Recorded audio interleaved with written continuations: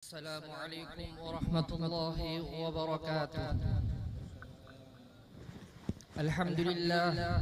Alhamdulillahil barril jawad, al-karim dhil ayad, wassalatu wassalamu ala rasulina sayyidil mustafa al-mukhtar, dhil syama'ili wal fadaili wal ma'athiri wal anwar, wa ala alihi wa sahbihi wa tabi'ihim wa tabi'i tabi'ihim as-sadatil baratil akhyar, amma ba'd.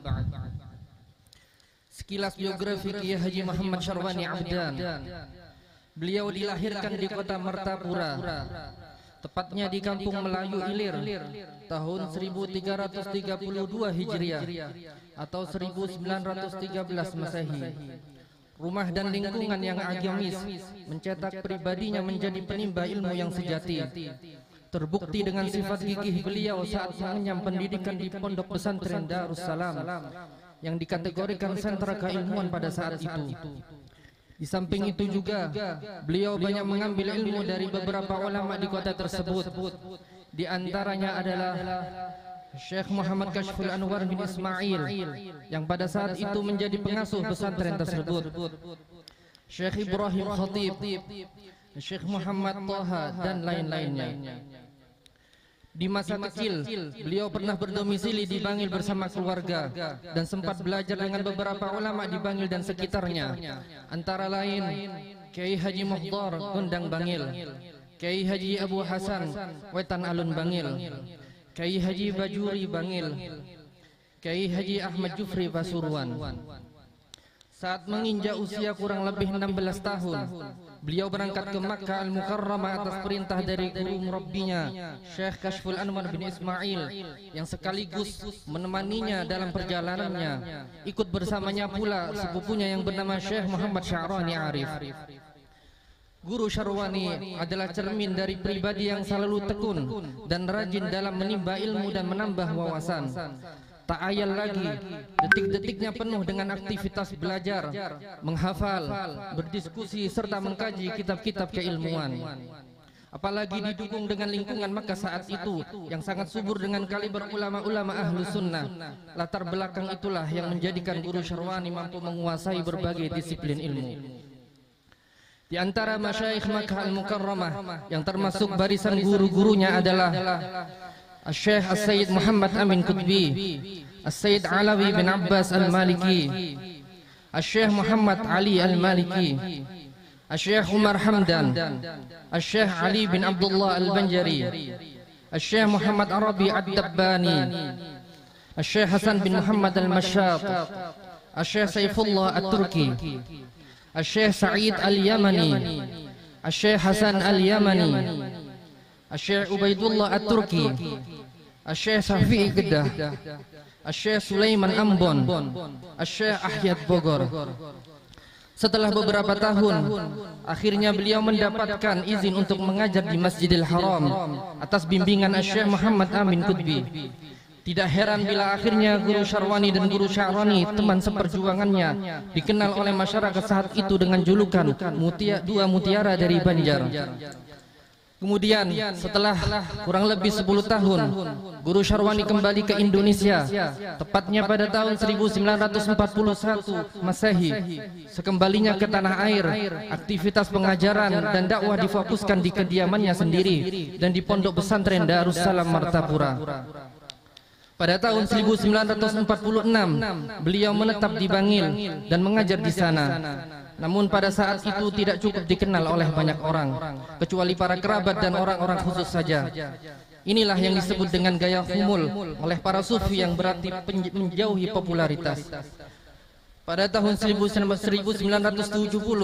seiring dengan banyaknya pelajar yang datang ke Bangil dan menimba ilmu dari beliau, Allah memberikan taufik kepadanya untuk merintis dan mendirikan sebuah pondok pesantren yang diberi nama dengan nama Pondok Pesantren Datu Kelampean, dinisbatkan kepada Syekh Muhammad Arsyad bin Abdullah Al-Banjari yang dimakamkan di daerah yang bernama Kalampayan.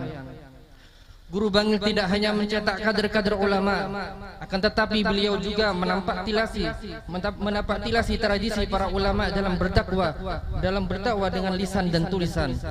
Di antara karya tulis beliau adalah Pertama, Az-Zakhiratus Saminah di Ahli Istiqamah yang diterbitkan pada tahun 1967, yaitu satu kajian yang menyoal argumen-argumen dari Al-Quran dan As-Sunnah yang membantah pemikiran aliran Wahabi. 2. Risalah tentang sholat. 3. Terjemah dan uraian qasidah Burdah.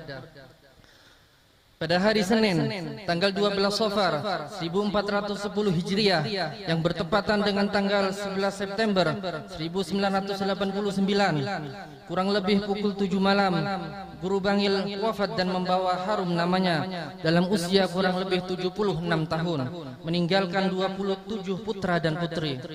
Rahimallahu rahmatal abrar wa askanahu jannatal qarar wa barakallahu fi auladihi wa talamidatihi innahu waliyyu dzalika wal qadiru alaih. Sedangkan mengenai kesinambungan kepemimpinan Pondok Pesantren Datu Kelampaian Bangil diasuh oleh putra beliau yang bernama Guru Kashful Anwar Syarwani yang selama beberapa tahun telah mendapatkan bimbingan dan tempaan beliau. Dan di antara guru-gurunya pula yaitu Al-Habib Muhammad bin Husin Ba'abud, Al-Habib Salim bin Ahmad bin Jindan, Kiai Haji Sya'rani Arif. Dan dalam ilmu falak beliau belajar kepada Kiai Haji Zubair Umar Jailani, Jawa Tengah. Beliau, Guru Kashful Anwar Syarwani, meneruskan tradisi, kebiasaan, serta perjuangan yang telah digariskan oleh ayahnya kurang lebih selama 32 tahun dan wafat pada umur 76 tahun. Semoga segala perjuangannya diterima oleh Allah, diampuni dosa-dosanya, diangkat derajatnya, dan diterima segala amal solehnya. Akhirnya, mudah-mudahan berkat sahibul haul, berkat guru-guru beliau, berkat bala solihin, Allah selalu berikan istiqomah kepada kita, kepada anak-anak kita, kepada keluarga kita, baik yang hadir maupun yang tidak bisa hadir, sehingga Allah dan Rasulnya ridha, guru-guru dan orang tua kita ridha, dan meninggalkan dunia yang fana ini dalam keadaan radiyatan mardiyah. Hakadha minni, wassalamualaikum warahmatullahi wabarakatuh.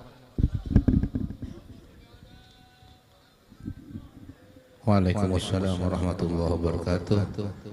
Kita ucapkan terima kasih kepada Ustaz Minanur Rahman Kashful Anwar Syarwani Hamdan yang telah membacakan manaqib daripada Asy-Syaikh Muhammad Syarwani Hamdan dan Asy-Syaikh Muhammad Kashful Anwar Syarwani Hamdan. Mudah-mudahan kita bisa menjadikan manaqib tersebut contoh bagi kita, kemudian bisa kita laksanakan apa-apa yang beliau-beliau telah laksanakan dalam keseharian kita. Amin amin ya rabbal alamin.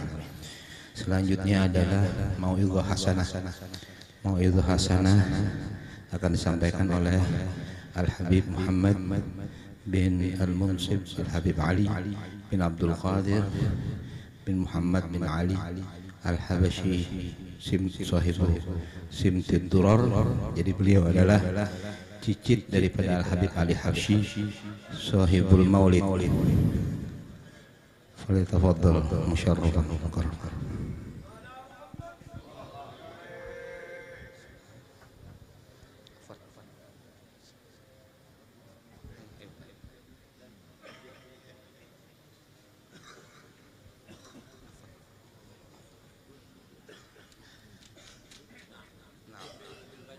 Banjaria.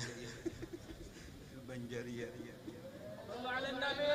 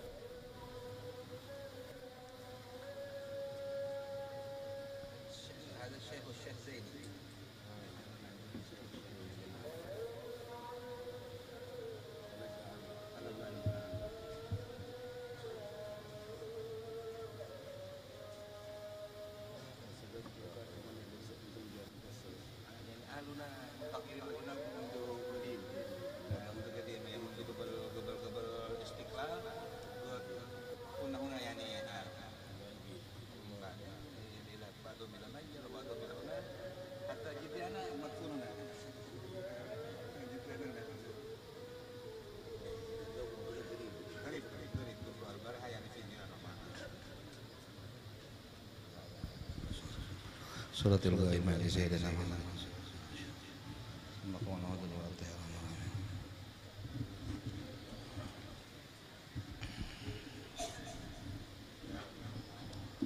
لا إله إلا الله محمد رسول الله صلى الله عليه وآله وصحبه وسلم. يثبت الله الذين آمنوا بالقول الثابت في الحياة الدنيا وفي الآخرة. اللهم ثبتنا يا مثبت القلوب والأبصار، ثبت قلوبنا على دينك. اللهم ثبتنا على صراطك المستقيم وعلى طريق من هديتنا بهم المنهج القويم، صراط الذين أنعمت عليهم غير المغضوب عليهم ولا الضالين. آمين يا رب العالمين. Al-Habib memulai ceramah beliau dengan melafazkan kalimat tauhid la ilaha illallah Muhammadur Rasulullah. Kemudian berdoa mudah-mudahan Allah Subhanahu wa taala menetapkan iman orang-orang yang beriman kepada Allah Subhanahu wa taala dengan ketetapan dari Allah Subhanahu wa taala.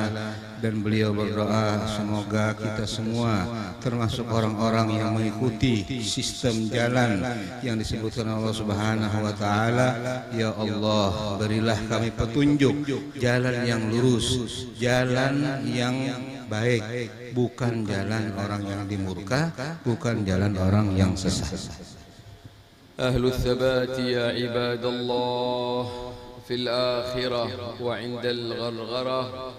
هم أهل الثبات في حياتهم الدنيا ومسيرة حياتهم بامتثال أمره واجتناب نهيه والسير على قدم الاتباع للمتبوع الأعظم نبينا الأكرم إمام الأمم وسيد الأولين والآخرين نبينا محمد حبيبنا محمد شفيعنا محمد صلى الله عليك يا سيدي يا رسول الله. اللهم صل وسلم عليه وعلى آله وصحبه باللسان الجامع في الحضرة الواسعة صلاة يمد بها جسمنا من جسمه وقلبنا من قلبه وروحنا من روحه وسرنا من سره وعلمنا